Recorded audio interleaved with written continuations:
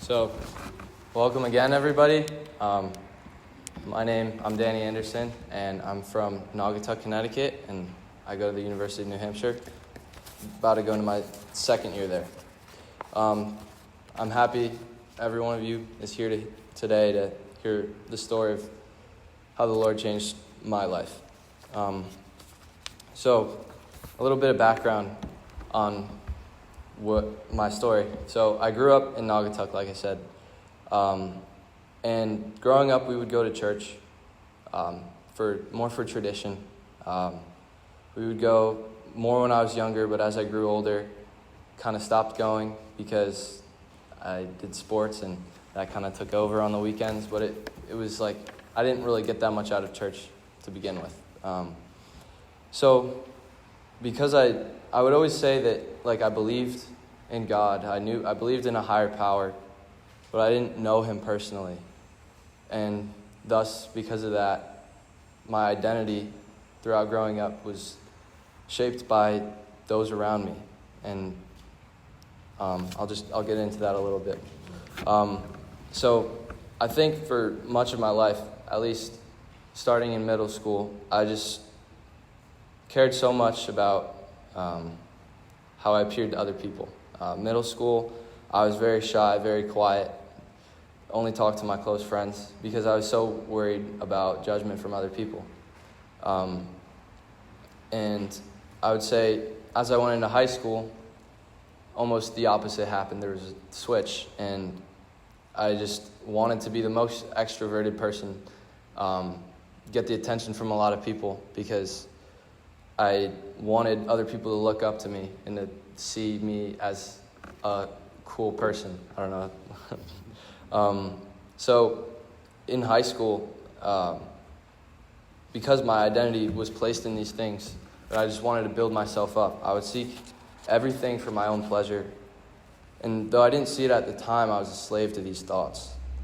I just wanted to build up my own image, chasing after girls, drinking, partying. Like that was, even though that wasn't everything that I had, like it wasn't all the time, that's what my heart was longing for. And I was always searching for meaning and building myself up and being this person that everybody looked up to. But it always left me empty.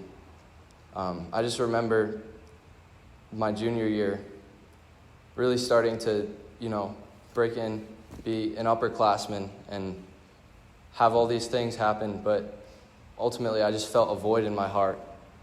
It never left me fulfilled. So that's, my identity was shaped by how I wanted people to view me. But in the midst of all this, my sophomore year, I went to this big track meet in Pennsylvania called the Penn Relays. And there, I was a sophomore, and my teammates were all seniors, so they were kind of breaking me in a little bit, trying to help me grow in my confidence. And they ended up helping me meet this girl and getting her phone number. So she lived far away, but we kind of stayed in touch. But in the midst of everything, the wilderness of my life going on, there was always something different about this one girl. And I don't know. We stayed in touch, and then we got really, really close my senior year, summer. Her mom, this is a crazy story. Her mom, I never met her, but her mom wanted me to come surprise her for her Sweet 16 birthday party that summer, and it ended up working out that on a road trip back up from a soccer tournament in North Carolina, we were able to stop by, because otherwise my parents wouldn't have let me go because it was far away. So at the birthday party, I met her mom, and I knew she was a Christian. I just thought she was very strict, but super, super nice. So I didn't think that much of it at the time, but looking back, I'm kind of astonished how her mother kind of would let me be with her daughter, despite never knowing me. And obviously, I wasn't like a Christian, like her. But that day, we talked the rest of the summer. Me and this girl got very, very close. So eventually, after a while, it comes to December, my senior year of high school. And I convinced my parents to go see her for Christmas break because she lives on Long Island. So I took the ferry down, and we had a great morning, but we wanted to go walk around downtown in the village because it's all decorated nicely for Christmas. So we got her mom to drive us down, and as we were driving down, her mom, this is very embarrassing for her daughter, but her mom basically outlined everything to me, how she was raising her family in a Christian household and her values. Basically, she was like, so Danny, these are the rules. My daughter's not allowed to date until she's 18, and when she is dating, she's going to date to marry, and she's not going to have sex before marriage. And, me, coming from the way that I lived my life and the way that I viewed this, completely opposed the identity that people around me had built in me. Like, I would never have walked this way with these values because that wasn't the cool thing to do. That wasn't how I wanted to be. But in the moment, it didn't go over my head. And I genuinely felt real meaning in what she said. And I couldn't honestly explain it to you then like I am now, but looking back, there's some type of a heart shift in that moment that I just wanted to respect the rules that her mom had, because I felt meaning in it. And on the way home, on the ferry ride home, I just remembered vividly taking what her mom was talking to me about and these values to heart, and I wanted to pursue them. And so on the ferry ride home, I downloaded the Bible app on my phone, and I was like, I want to learn this stuff. And there's the very first verse. It pierced my heart, the first one I saw. And this is from Matthew chapter 3, verse 3. And John the Baptist is speaking. He said, "For this is he who was spoken of by the prophet Isaiah when he said, 'The voice of one crying in the wilderness, prepare the way of the Lord, make his paths straight.'" So I didn't fully understand in the moment, but it just overwhelmingly I knew that this girl's mom was the voice calling out in the wilderness of my life, preparing the way for the Lord to enter into my heart. And I just felt an overwhelming presence of I didn't know at the time, but that's the moment when I knew God had a calling for my heart to be in relationship with him. So that was the day I would say everything changed for me. And now nothing changed overnight. I'm sure most of you know, it's a long process. But that was when sanctification of my ways, my heart started. But throughout the next year, this is my senior year of high school, still it was really difficult. I was surrounded by all these people, my old friends. But slowly, the Lord has sanctified my heart.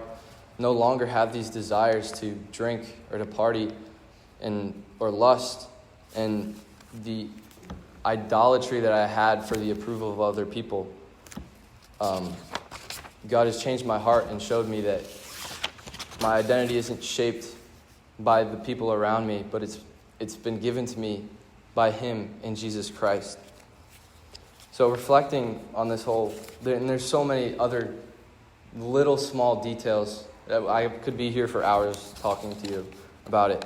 But reflecting, looking back, though I wasn't completely aware at the time, God had made me a new creation. I'm not the same person that I was before, and I'm sure my parents could probably see that and tell you. And I've just realized all my selfish ways have been crucified with Jesus on the cross. And I've been washed clean of my sins and my old ways through his blood. There's a verse from 2 Corinthians chapter 5 that really kind of encapsulates this idea, starting at verse 17. "Therefore, if anyone is in Christ, he is a new creation. the old has passed away. Behold, the new has come. All this is from God, who through Christ reconciled us to himself and gave us the ministry of reconciliation. That is, in Christ, God was reconciling the world to himself, not counting their trespasses against them, and entrusting to us the message of reconciliation. In Jesus, our old lives have been crucified on the cross, but through his resurrection, we're able to rise again with him as new creations, no longer a slave to these sins that we lived in before.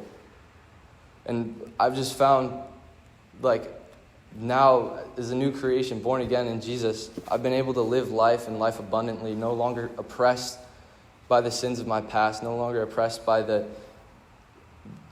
control that other people had on me. I've been reconciled with him who created everything. And he desires that. We read today that in Luke, that it's your Father in heaven has been pleased to give you the kingdom. Sell your possessions and give to the poor. God is pleased for you to be in his kingdom. And as I close, I don't want the takeaway of this testimony to be about me. But let it be to see the power of who Jesus is and what he did for us on the cross. And the power that can change your own heart. He who knew me better than I knew myself went to such lengths to save me from a life apart from him. And I just look back and I see that God had his hand on my life the whole time. So I just pray for all of you that you can really see the hand that God has on your heart to change you, to no longer be stuck living your old lives, but to live for him and with him, because in that is true life.